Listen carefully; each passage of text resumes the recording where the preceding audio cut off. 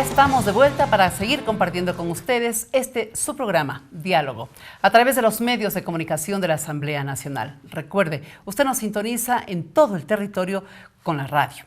24 provincias, 4 regiones de la patria y a través del internet en todo el mundo en vivo.asambleanacional.gov.es y también la televisión legislativa a su disposición, señal abierta en las ciudades de Quito, canal 42, Guayaquil, canal 22 y Cuenca, canal 27. Para la segunda parte del programa hemos invitado al señor asambleísta Wilson Chicaiza. Él es representante de la provincia de Pichincha por el movimiento Creando Oportunidades Creo.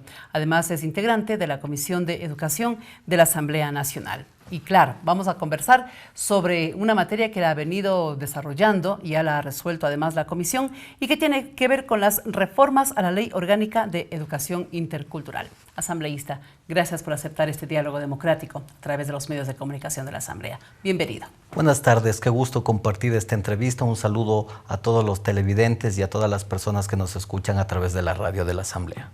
La comisión ha presentado ya el informe para segundo debate para reformar la Ley Orgánica de Educación Intercultural. Hemos podido revisar parte de este informe, señor asambleísta, y notamos que aproximadamente es una docena de reformas las que se ha aprobado en la comisión luego de 4 años de vigencia de esta ley. ¿Cómo se hizo el estudio en la comisión y cuál es su reflexión? Bueno, debemos contarle a la ciudadanía que el proyecto de ley reformatorio a la Ley Orgánica de Educación Intercultural fue presentado por el presidente de la República en junio del año pasado. Hemos estado alrededor de 12 meses debatiendo respecto al tema.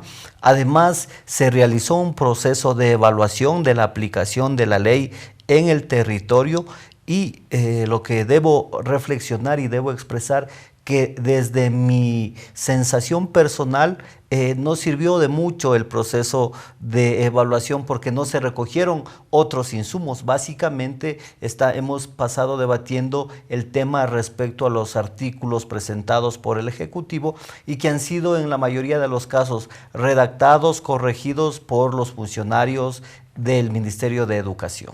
¿No sirvió entonces de mucho, como usted dice, asambleísta, esos talleres, esos encuentros en las distintas provincias, en los distintos cantones? Yo soy un ciudadano, un legislador que hago los análisis con objetividad, con transparencia, procuro decirle siempre la verdad a los ciudadanos y tengo la sensación de que el proceso de evaluación de la ley terminó siendo únicamente un proceso de show mediático o proselitismo político. Creo que, y eso se puede expresar en los pocos artículos que se modifican del proyecto de ley, que son básicamente los que presenta el Ejecutivo, o 2 o 3 que se fueron sumando en el proceso de diálogo, en el proceso de análisis del proyecto de ley. Sin embargo, siempre debemos ser proactivos y positivos. A pesar de que hago este análisis, pues yo en la comisión también siempre he estado realizando las observaciones respecto a los distintos temas. Me parece de manera general positivo. Pero sí hay unas 2 o 3 cosas que hay que redactar nuevamente, que hay que analizar muy metódicamente y decirle la verdad a los ciudadanos. Nos estamos refiriendo a qué aspectos de manera puntual. Por ejemplo, a mí me preocupa mucho el tema de la reforma al artículo 98 respecto a los traslados de los docentes. Se ha dejado el artículo de tal manera que puede haber discrecionalidad política o personal en el tema del traslado. No precisamente, o sea, yo estoy de acuerdo en que cuando las necesidades del sistema se necesite reubicar a un docente, por ejemplo, dentro de un mismo distrito, por ejemplo, del colegio A al colegio B, dentro del mismo distrito, sin que esto conlleve un cambio de domicilio, estoy completamente de acuerdo. Tal vez hasta de una zona que no sea muy distante y que igual no conlleve un cambio de domicilio. Pero sí me he puesto a reflexionar en el tema de que puede ser utilizado, como les digo, con discrecionalidad o persecución. No digo solo de este gobierno, porque estamos legislando para de aquí a unos 10 años. Ojalá no se modifique o se hagan las modificaciones necesarias, pero sí me preocupa el tema porque puede ser que por algún tema de diferencia personal o política, pues la autoridad máxima diga a este determinado profesor que es de determinada tienda política, pues lo vamos a trasladar de la ciudad de Loja, por poner un ejemplo, a la parroquia más alejada que se encuentra dentro del distrito y que, o del circuito, y que obviamente conlleva un cambio de domicilio, aunque se establece de que habrá alguna compensación. Sin embargo, puede prestarse para ese tipo de discrecionalidades y obviamente en el día de mañana, en el debate, en el segundo debate, pues todavía es oportuno hacer esta clase de reflexiones y también realizar textos y propuestas alternativas sobre este tema. El otro tema que me preocupa y que Antes de pasar al siguiente, si me permite, señora asambleísta, ¿cuál es la autoridad, de acuerdo a esta reforma a la Ley Orgánica de Educación Intercultural, que tendría esa potestad de autorizar o no los traslados? El ministerio, ¿no es cierto? ¿Ministro? El ministerio y también en los circuitos y en los distritos, de acuerdo a los análisis que se hagan. Pueden ser eventualidades, no digo que va a ser utilizado de manera general, ¿no? Pero sí puede darse casos excepcionales, por ejemplo, por ponerle un ejemplo, que venga un nuevo gobierno y que digan, bueno, al presidente de la red de maestros, de la nueva red de maestros, pues lo vamos a cambiar porque excepcionalmente necesitamos un maestro de tales características en tal lugar. O sea, no estoy yo viendo... ¿Permitiría eso la actual redacción de la reforma? Permitiría la redacción porque se dice que de forma excepcional se pondrá a disponer la reubicación de una partida. Entonces, sí hay que reflexionar, por ejemplo, sobre este tema. El otro tema y como le digo, un análisis viéndole desde los dos puntos de vista. Que es valioso decirlo a tiempo. A tiempo. Por lo que pueda pasar. Otro de los temas que sí debemos reflexionar a la ciudadanía es que he sentido una sensación de mensaje meramente publicitario respecto a la jornada de trabajo de los maestros. 8 horas en los establecimientos tenían que estar cumpliendo. Se reduce a 6, de acuerdo al informe. No. ¿No? Por ejemplo, desde mi punto de vista, hay una desinformación, porque el artículo, como plantea el informe y como plantean la gente del Ministerio de Educación, que en realidad fueron ellos los que propusieron este artículo, es que la jornada ordinaria semanal de trabajo será de 40 horas reloj, igual como consta diarias. Ahora, 8 horas diarias. Con la diferencia, y por eso también debemos analizar mucho al respecto, con la diferencia de que se pueden cumplir las 6 horas pedagógicas y el tiempo restante hasta cumplir las 8 horas reloj diarias se podrá realizar dentro o fuera de la institución educativa. En este artículo lo que se modifica es podrá realizar dentro o fuera de la institución educativa, obviamente para las labores o la jornada complementaria que siempre han realizado los maestros respecto a la calificación de exámenes, a la capacitación, a la preparación de las materias, a la preparación de la clase. Y he visto con un poco de preocupación porque hay un acuerdo ministerial que ya establece algo parecido antes de que se apruebe la ley. Obviamente lo establecen ahora para el régimen Costa y luego van paulatinamente a ser implementado en el régimen Sierra, pero lo preocupante de este tema, y desde mi punto de vista, es que este acuerdo ministerial lo pueden cambiar si quieren mañana o pasado mañana y pueden volver a decir de que se deben cumplir la jornada de trabajo de 8 horas reloj, ¿no es cierto?, dentro de la institución educativa. Pero ya cuando le ponen en la ley, ya no puede ser este cambio a través de una resolución.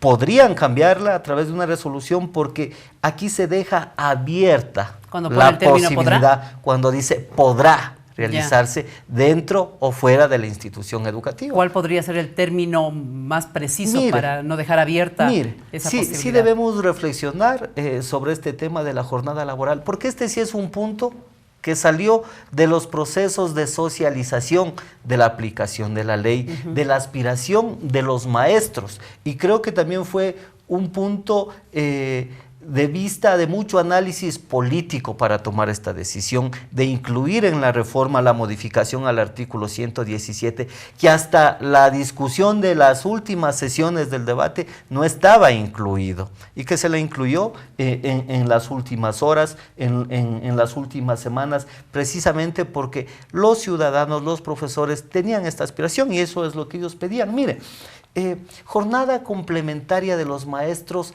ha existido siempre. Los maestros, cuando trabajaban en un horario de 7 de la mañana a 1 o 1:30 de la tarde, pues siempre tenían que ir a sus domicilios o a sus casas para preparar la materia, o estudiaban maestrías, diplomados, preparar la clase, revisar las pruebas, preparar las pruebas, atender a los padres de familia en algunos casos. Siempre ha existido esta jornada complementaria.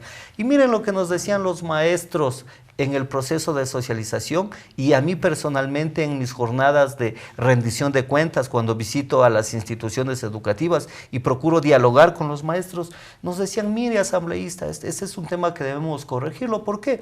Porque no hay la infraestructura en los colegios para que nosotros podamos desarrollar de manera adecuada esta jornada complementaria. No es que nosotros tenemos nuestro counter con nuestro escritorio, con acceso a internet o con las facilidades siquiera, o con siquiera una silla para sentarnos.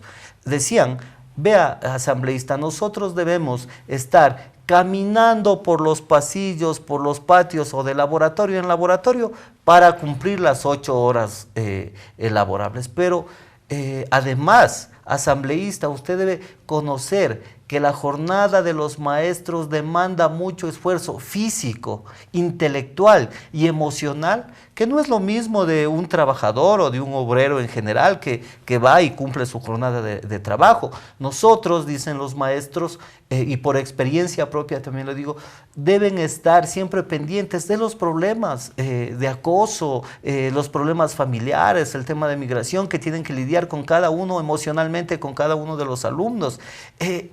Dar clases 6 horas pedagógicas diariamente a alumnos en aulas de 40 o 50 personas. Entonces decían, el tema de la jornada laboral sí sería un tema que deberían reflexionar y deberían cambiar ustedes como asambleístas. Y además nos decían ellos, el tema de la salud ocupacional. Mire, asambleísta, antes yo daba mi clase, iba a mi casa, almorzaba, pues y en la tarde me dedicaba a hacer la jornada complementaria. Pero ahora muchas veces o no podemos almorzar a la hora precisa, o debemos comer fuera del establecimiento, y se han dado temas de salud ocupacional. Entonces, este es un tema que recoge la ley y a mí me parece positivo. Pero no le convence del todo. No me convence de todo. ¿Por qué? Porque hay una contradicción. El artículo dice que se seguirán laborando 40 horas reloj, es decir, desde 7 de la mañana hasta 3 de la tarde. ¿Ya? Este acuerdo ministerial, en cambio, establece las jornadas de labor, pero hay una contradicción con la ley, con esta ley precisamente. Entonces, lo que yo propongo, y voy a proponer mañana, en el Pleno de la Asamblea Nacional, y aspiro que la propuesta sea acogida, es que los maestros, por todo lo del esfuerzo físico, intelectual y emocional, deben tener ciertas consideraciones también, porque ellos están produciendo y formando seres humanos. No es lo mismo que un trabajador en general que se pone a producir tornillos o cualquier cosa en serie, ¿no es cierto? O cualquier producto o servicio de manera material. Ellos están formando a seres humanos y necesitan tener las condiciones adecuadas para hacerlo. Con ese antecedente, por eso yo lo que propongo es que la jornada ordinaria semanal de trabajo sea de 40 horas pedagógicas. O sea, es decir, horas de 45 minutos. Es decir, horas de 45 minutos, es decir, que la jornada sea de 7 de la mañana a 1 o 1:30, ¿ya? Y semanalmente puedan dar 6 horas pedagógicas de clases y 2 horas pedagógicas de atención a padres de familia, de apoyo pedagógico a los estudiantes. A los padres de familia no es que les van a atender todos los días, ¿no? 2 o 3 días o un día a la semana de atención a padres de familia, el otro día apoyo pedagógico, preparación de materias, corrección de exámenes. Y lo que yo propongo es que se establezca esto con el fin de que se haga práctico este acuerdo ministerial y que luego, después de unos meses, pues se pretenda cambiar a través de un acuerdo ministerial, pues, y las condiciones de los maestros sean las mismas. Muy bien, estamos con el señor asambleísta Wilson Chicaiza, representante de la provincia de Pichincha por el movimiento Creo. Aspectos importantes que él lo está compartiendo en manera de reflexión sobre las reformas a la Ley Orgánica de Educación Intercultural. Hay algunas otras inquietudes, las vamos a plantear luego de estos mensajes que ustedes los van a poder observar, también apreciar a través de los medios de comunicación de la Asamblea Nacional. Ya volvemos.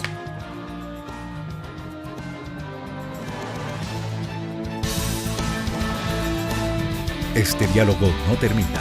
Luego de estos mensajes, continuaremos con los temas que interesan a la sociedad.